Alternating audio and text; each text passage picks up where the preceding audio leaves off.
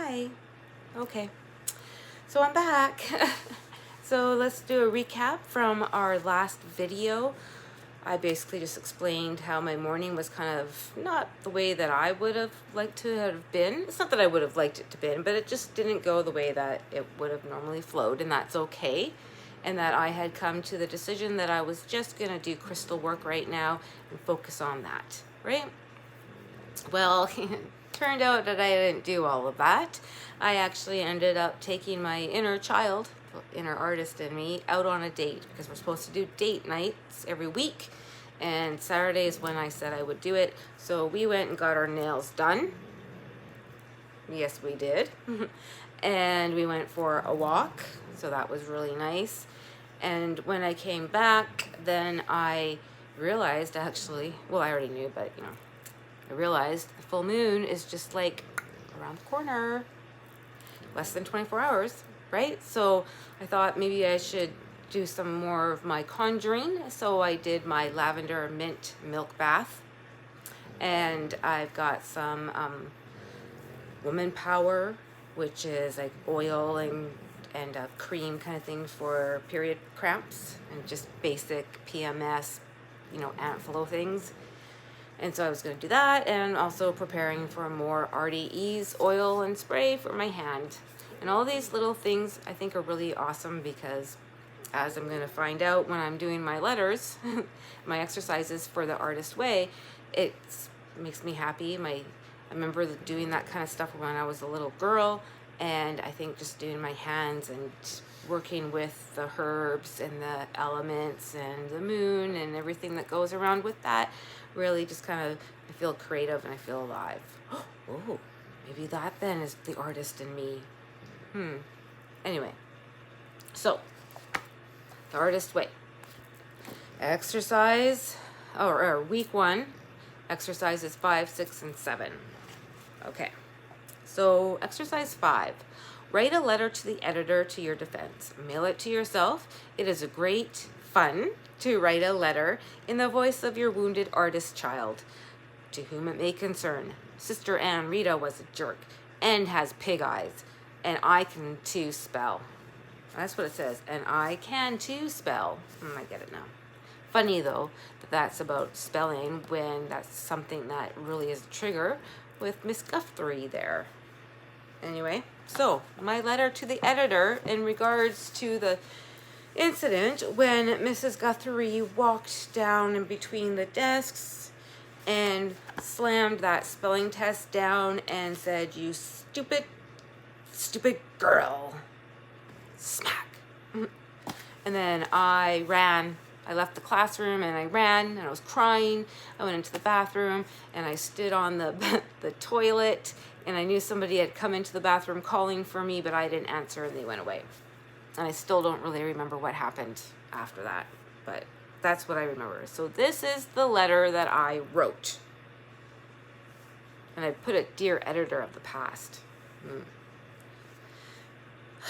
Miss Guthrie is not a very nice lady. Many of her students were terrified of her, as I was. I was doing the best I could. I was not in school all the time. I missed a lot of days in the early grades, in the early years. I was living in an environment that was not language enriched or encouraging. And now, knowing what I know now, I was living in survival brain. And we know that when a kiddo or a person is stuck in survival brain, you don't have access to your thinking brain, and you have limited capacity with your executive functioning skills because you're stuck in the brainstem in that survival loop, right, with your amygdala, which mine wasn't working very well and it was always on alarm. Knowing what I know now, looking back at the little girl in me at school. Anyway, my primary caregiver also had her own challenges and her own speech delays, which then made it so she couldn't role model or teach me how to speak properly, let alone spell. And then if I was never in school in kindergarten and grade 1 and 2, no wonder I don't have all that learning, that scaffolding that I would need to know how to do grade 3 spelling words. So just imagine how that little girl would have felt when you're being called stupid at home and you're being called stupid at school. I'm actually really brave that I kept going to school when I got there and could, and that I went as far as I did in life. So I forgive myself for thinking that I was stupid and unlovable and unworthy. And I now know that it was not my authentic self. That those beliefs were actually never from me. It was from my environment, from the people around me, filling my head up with misbeliefs and their perceptions and their truths. And those monsters, they were trying to just hold me back. That's what it was. Hold me down and hold me back. But you know what? I survived and I thrived. And I'm actually doing quite well in life considering where I came from. Mr. Bell was wrong. Okay. Sincerely, Katie. Because I was Katie when I was little. Anyway, so if somebody was to read that letter, that's how it would sound. But then that kind of got me thinking about something, right? And so then it got me into a kind of a reflection piece. So those who know me know that I really want my PhD. This is something I've been working towards. But over the years, my PhD thesis and even my area of study has changed because my career has changed, right? So I had to kind of revamp a lot of my plans and my goals because I had to change what my thesis was going to be and what field. And so anyway, it's taken me a bit longer than what I had previously planned, and that was okay to get my PhD, and I still want to do this. But with the change at work now, and now with my goal of creating my reality of being like a motivational speaker, self-care educator, and supporter, maybe it's gonna be hard to do my PhD right now, and like looking for a school and then looking for, a mentor and looking for, and if do I need a new thesis now if everything's changing at work? Like just so much going on that I'm thinking, you know what? Maybe right now is not the time to go after my PhD. And that's okay. And I accept that. Not because it is what it is, but because I trust the divine timing of my life, and I'm feeling with messages that I'm receiving that my PhD is not right now. And just this whole exercise of looking back, that letter, and then there's another one that I had to write too, just kind of made me realize that my whole purpose of my PhD is to prove to people that I'm not stupid, right? It really is. So anyway, I'm going to have to work through that one, but I think I just might, at least right now for the first couple months coming up, I'm not going to be looking seriously into schools, into thesis ideas and that kind of thing. Just for now, and we'll see how it goes. That was exercise 5. Exercise 6. Woohoo! Exercise 6 is about listing 3 old champions of your creative self-worth. This is your hall of champions, those who wish you well and your creativity well. Be specific. Every encouraging word counts. Even if you disbelieve a compliment, record it. It may be well true.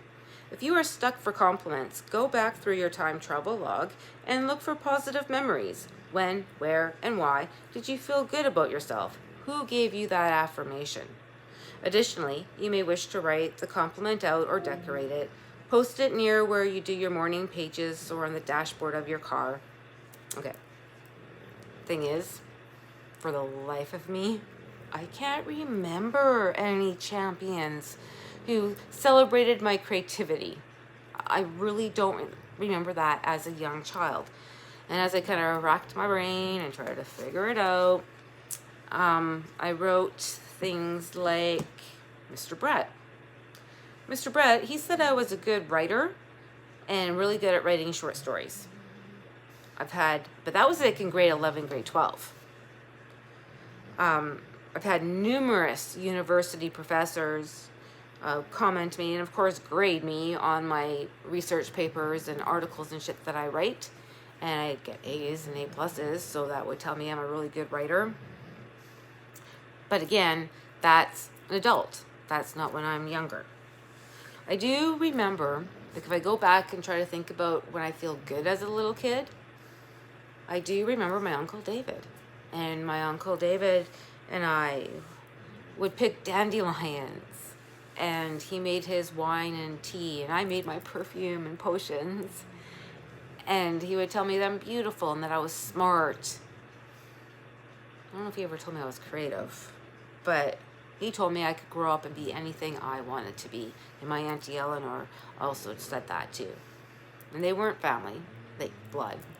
They were just there. Anyway, I felt happiest playing with dandelions. And who made me feel good with my Uncle David and my Auntie Eleanor.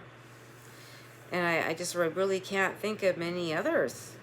Like, it's really hard for me to think. And then I wrote, wait a minute, I remember winning an award or a prize of grade 4. I wrote a story. I wrote a story about gum that was on the ground. But I actually have that story somewhere. But I won an award in grade 4, so that might tell me that I was good. But really, basically, after all that, I don't remember anything when I was little. I really don't. So that's what I had for there.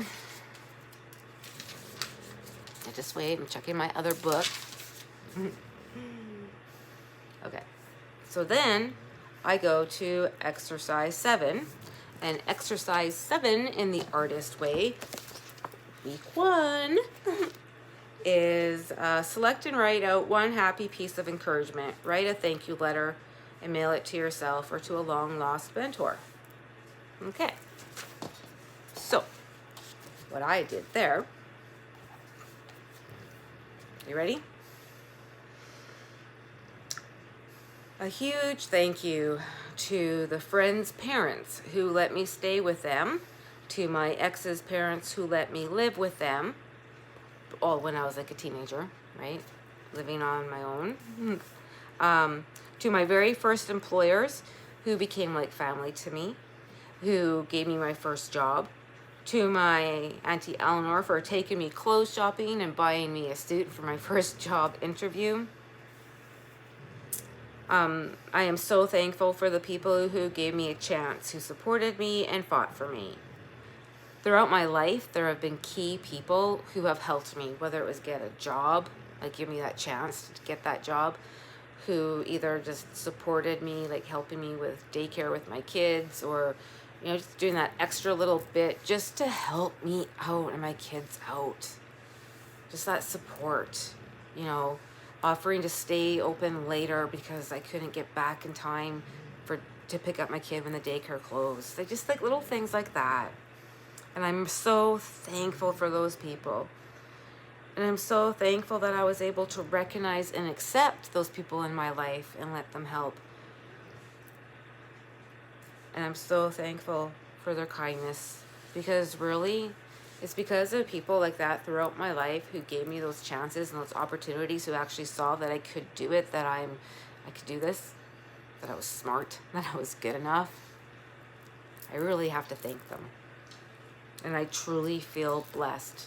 So this letter wasn't to just one particular person, but it was to those key people who helped me in those early years of my life. And of course, you know, as I got older and matured and new adventures and what have you, but really, especially in those early teen years, it really took a village to raise me, let me tell you.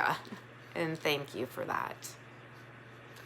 So then exercise 7 got me to do some reflection, because then I realized all of those key people that I had in my life when I was younger, none of them are here. They never really lasted that long. You know, like maybe 20 years, you know, 10 years, 5 years, 6 years, whatever it may look like. But really, in the end, it wasn't continuous. It's like people come into your life when you need them, or maybe when they need you, and they serve a purpose. And I'm not saying that with coldness. I'm just saying that we all have different paths to go on, different roles to play, and can't always be together along the whole journey and the whole way. And I guess that's okay, right? Really appreciate the time that you have. So then I realized that I had exercise 8, which is imaginary lives. If you had 5 other lives to lead, what would you do in each of them? Would you be a pilot, a farmer, a psychiatrist, a scientist, all kinds of things? Just have fun, and what kind of jobs would you want to do? Well, what kind of jobs would I want to do? I said, living out in a hobby farm with a big garden. I don't want to be on the farm and be a farmer though, but just where I putter. And then maybe I can have other people do most of the work. And then I can just come in and garden and weed and whatever, right? Just not have the pressure of having to do it right away. I have people to help me along the way. I think that's what it is. But that'd be really cool. I really have had this vision for a long time, even before all of this. But I always had this little vision of living somewhere, it's like hill or by the mountains, because what I see is like there's a river nearby. I have like a little cottage of some kind, and I have a little like a shop, but it's turned into an office, and I call it, it's like my private practice, right, where I would do I used to want to do sensory motor psychotherapy, and I do there and have my clients there. So I see this, and then I'd have a garden where people would actually garden as part of their therapy, right? And so it would be in the dirt and kneading and pulling weeds and planting and watering and all that kind of movement. And we'd have goats. And I really see this vision, and I can see this place being where I do my private practice, where I would write my book, where I would do like life coaching or self-care education or motivational speaking or whatever it may be. But I really have that vision in my head for years. I'd be a crime writer. Yeah, I would be like investigate crime, unsolved crimes, and then try to solve it. I would own a cafe / gluten-free bakery. And it also have witchy stuff in there, or a witchy store. Actually, everybody who knows me knows that I do have an idea for a restaurant or cafe and what the name would be called. So, and that one's been there for years. That's actually a really old, like even back when I worked at Lordco. So back when I was like 20, I always had this little dream of owning a coffee shop cafe. Where I would do soups and sandwiches and baking. Back then, originally, it wasn't gluten-free. But of course, when my child became celiac and my son is diabetic, I wanted my bakery to be more that way. So that one has been a long-standing dream, always with the same name title too. And then 5, I'm like, you know what? A motivational speaker. That's what I want to do. Life coach. I wanted to be a life coach before in my earlier years as well. A healer of some sort. Basically, the craft of wellness facilitator. That's what I would call my job. And if someone was to say to me, oh, what do you do for a living? I'm a craft of wellness facilitator. Oh, I like that now that I keep saying that. And so that would be exercise 8. So that makes it then that I've actually done everything. I continue to do every morning 3 pages, right? So that's ongoing.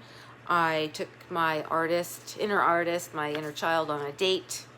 I did my 3 old enemies or the monsters. I wrote the horror story. I wrote the letter to the editor. I identified 3 old champions of my creativity. Actually, I never identified them. I don't have any, but I did come up with some childhood memories that made me feel good. I wrote a happy piece of encouragement. I did a thank you letter to all the people that really helped me in the early years of my life. And I did imaginary lives, right? 5 of them. I continue to work with affirmations. I say them every day. Maybe I should even say them here. I probably should, right?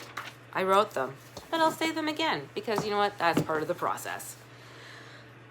My creativity heals myself and others. I'm allowed to nurture my inner child. My creativity leads me to forgiveness and self-forgiveness. There is a divine plan for me. There is a divine plan of goodness for my work. I am willing to create. I am willing to learn to let myself create. I am willing to let the divine create through me. I am willing to experience my creative energy. I am willing to be and embrace my creative talents. So yay me. And that would be the exercises for exercise 1 or for week 1. And then of course going for a walk, right? I'm gonna do that. So that is week 1. We're all done. I will do the check-in tomorrow though, which is kind of a summary and recap of everything that had happened and some of my reflections and realizations. And then week 2, I'll start on Monday. Recovering a sense of identity. Ooh. Anyway, have a great night, and I will be posting up some of my crystal work. Okay, bye.